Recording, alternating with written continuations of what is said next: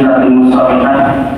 Allahumma shalli wa sallim wa barik wa an'im ala nabiyyina Muhammadin sallallahu alaihi wasallam.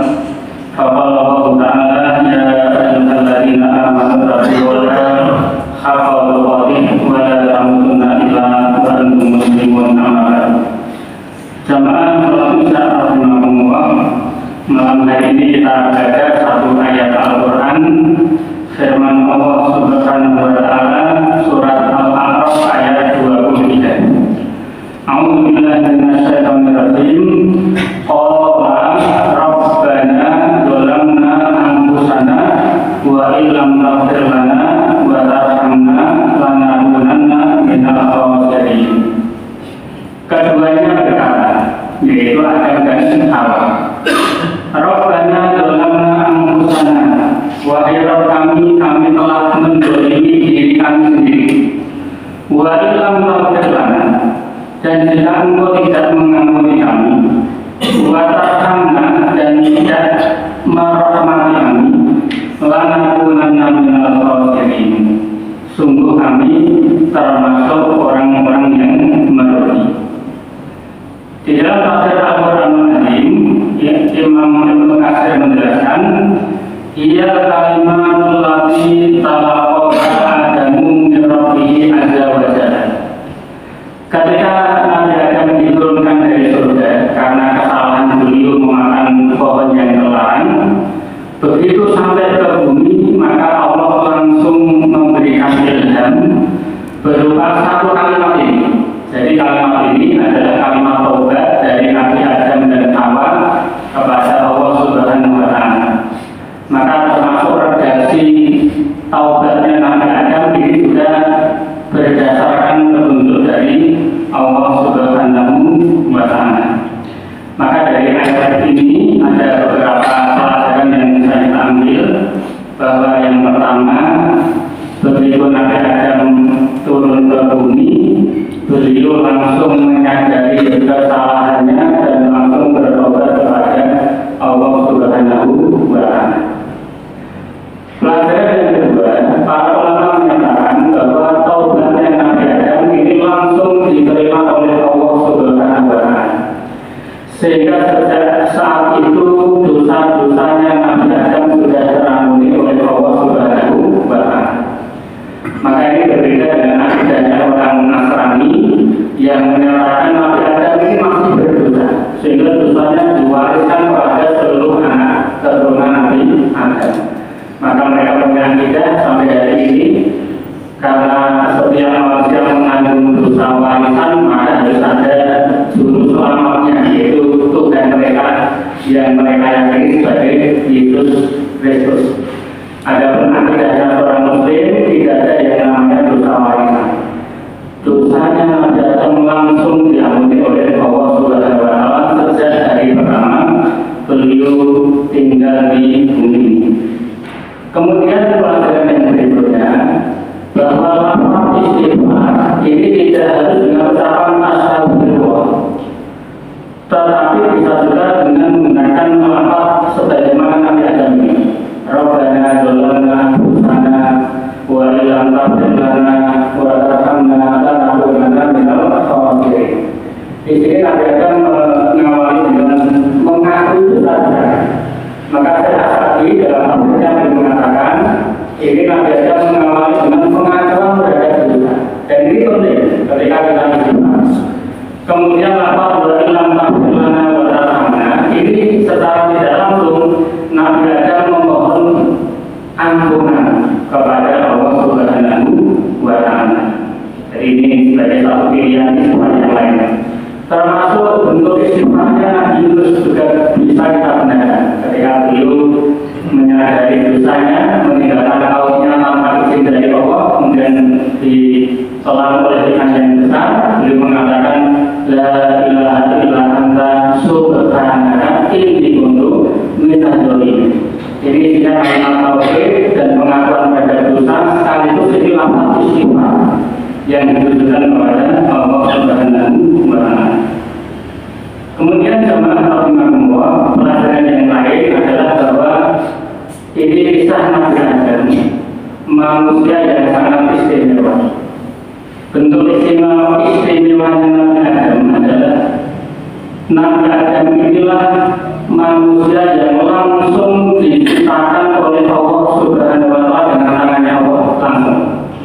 Di dalam surat ayat 71 Allah berfirman, "Idh qala rabbuka lil malaikati inni khaliqun basharan min tin." Ingatlah ketika kamu berkata kepada malaikat, sesungguhnya aku akan menciptakan manusia dari tanah. Ini istimewanya Nabi Adam. Maka kalau di dalam ayat Quran kita mendengar manusia diciptakan dari tanah, maksudnya adalah Nabi Adam. Selain Nabi Adam tidak ada yang diciptakan langsung dari tanah. Salah satunya Allah berfirman ketika menjelaskan proses penciptaan manusia, sumbernya adalah dari air nutfah atau sperma yang memadainya. Ini bagi selain Nabi Adam. Adapun Nabi Adam khusus langsung diciptakan dari tanah. Fa'idha sawaituhu wa nafakhtu fihi min ruhi fa'aqul lahu sajidin. Kelebihan Nabi Adam yang lain adalah Allah langsung yang memberikan ruh kepada jasadnya Nabi Adam. Setelah itu Allah memuliakan Nabi Adam dimasukkan ke dalam surga tanpa pernah merasakan tugas-tugas di dunia ini. Bahkan begitu dimasukkan ke dalam surga, Nabi Adam masih dimuliakan oleh Allah karena seluruh malaikat penghuni jannah diperintahkan untuk sujud kepada Nabi Adam. Tetapi ternyata dengan seluruh kelebihan ini, begitu beliau melakukan satu dosa saja, hukumannya sangat berat, yaitu Allah mengeluarkan Nabi Adam dari jannah. Orang yang seistimewa itu ternyata begitu menikmati kenikmatan di jannah, melakukan satu dosa saja langsung dikeluarkan oleh Allah dari jannah. Harus tinggal di dunia untuk beribadah, nanti dikembalikan ke jannah. Ini berarti bahwa kita sebagai manusia biasa belum pernah masuk ke dalam jannah, baru bisa mengharapkan untuk masuk jannah, sementara kita membawa banyak sekali dosa, setiap hari melakukan sekian banyak dosa. Ini artinya kita jauh lebih tidak pantas seharusnya dari Nabi Adam untuk masuk ke dalam jannah. Maka ini sebagai satu pelajaran juga bahwa salah satu syarat masuk jannah adalah dosa-dosa kita memang harus dibersihkan semua. Maka pentingnya memperbanyak taubat dan istighfar kepada Allah Subhanahu wa Ta'ala, karena Rasul mengatakan kata ibu menadan di kamar dan orang yang bertaubat dari dosanya ini statusnya sama dengan orang yang tidak pernah berbuat dosa. Ini pentingnya taubat dan istighfar untuk membersihkan dosa kita sehingga layak untuk masuk ke dalam jannahnya Allah Subhanahu wa Ta'ala. Kemudian pelajaran yang lain adalah bahwa perintah taubat ini sifatnya sederhana. Di dalam syariat Islam ada kewajiban yang sifatnya muwasa, diperluas. Jadi ibadah ada yang hukumnya wajib tetapi boleh ditunda karena ada kepentingan yang lain. Contohnya ibadah haji, ini sifatnya muwasa, bisa ditunda. Walaupun kalau belum dijalankan dan dia mampu tetap terkena beban harus haji. Tetapi juga ada ibadah yang lain yang sifatnya mutlak, waktunya sempit. Begitu ada perintah harus sesegera mungkin dikerjakan. Seperti misalnya kewajiban zakat mal, maka begitu sudah masuk tahun harus segera ditunaikan. Maka begitu juga dengan perintah taubat. Taubat ini kewajiban yang sifatnya mutlak, harus segera dikerjakan. Karena taubat ini ada batas akhirnya.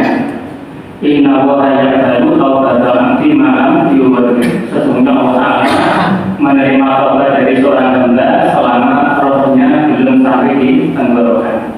Begitu roh sudah sampai di tenggorokan, maka itulah batas akhir taubat. Begitu manusia mati, itulah dari kiamat bagi dia. Karena sejak saat itu sudah tidak bisa bertobat kepada Allah Subhanahu wa Ta'ala.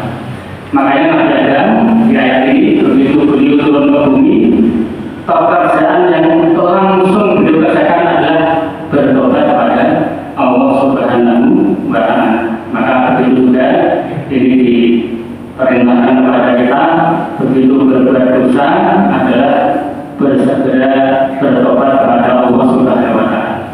Imam Ibnu Qayyim al-Jauziyah mengatakan orang yang menunda-nunda tobat itu kesalahannya ada dua. Pertama salah karena berdosa, yang kedua salah karena menunda-nunda tobat. Ada satu ungkapan yang lain, orang bertobat itu seperti mencabut tanaman. Mungkin di depan rumah kita ada tanaman yang masih sangat kecil. Kalau kita cabut hari ini dengan satu tangan saja ringan. Tetapi kalau kita cabut tanaman itu tak tunda 2 tahun, tanaman itu sudah semakin besar, sehingga kita cabut sendiri tidak bisa. Semakin besar tanaman semakin berat untuk dicabut. Maka begitu juga dengan tobat. Tobat itu kalau segera mungkin kita kerjakan lebih ringan untuk meninggalkan dosa. Tapi kalau dosa itu sudah dibiarkan dari kebiasaan sampai tahap ketangguhan, maka biasanya tobat semakin berat. Dan yang namanya Allah mencabut roh manusia itu seperti Allah menurunkan hujan. Misalnya hari ini langsung turun hujan, tidak peduli kita membawa payung atau tidak. Kalau sudah jatah turunnya hujan, ya turun hujan. Yang bawa payung bisa berlindung dengan payungnya, yang tidak membawa juga akan hujan. Begitu juga dengan tobat.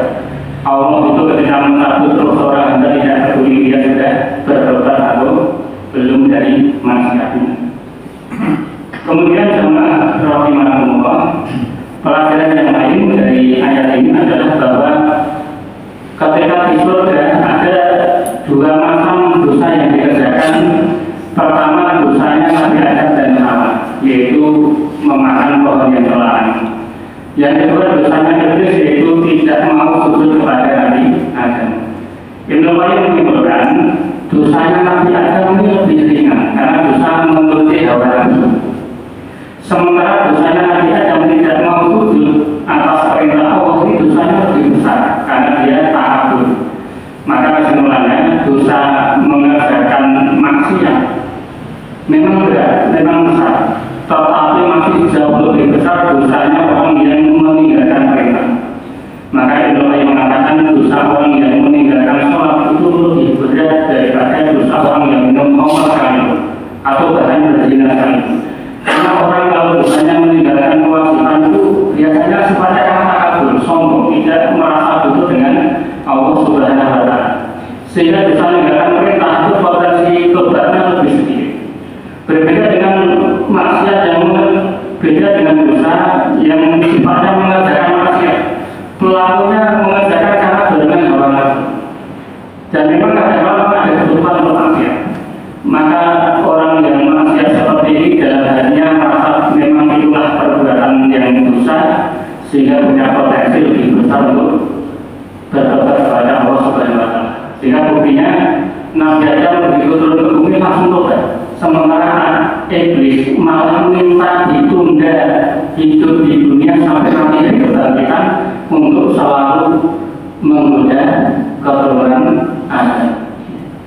Kemudian yang terakhir pelajaran dari ayat ini adalah Nabi Adam diturunkan ke bumi ini dalam rangka untuk menjalankan hubungan, bukan dalam rangka untuk menikmati kenikmatan dunia. Dan itu juga dialami oleh seluruh anak keturunan Adam, termasuk kita. Jadi kita ini hakikatnya bukan penduduk bumi, tetapi penduduk jannah. Sebagaimana bapak kita sebetulnya juga penduduk jannah.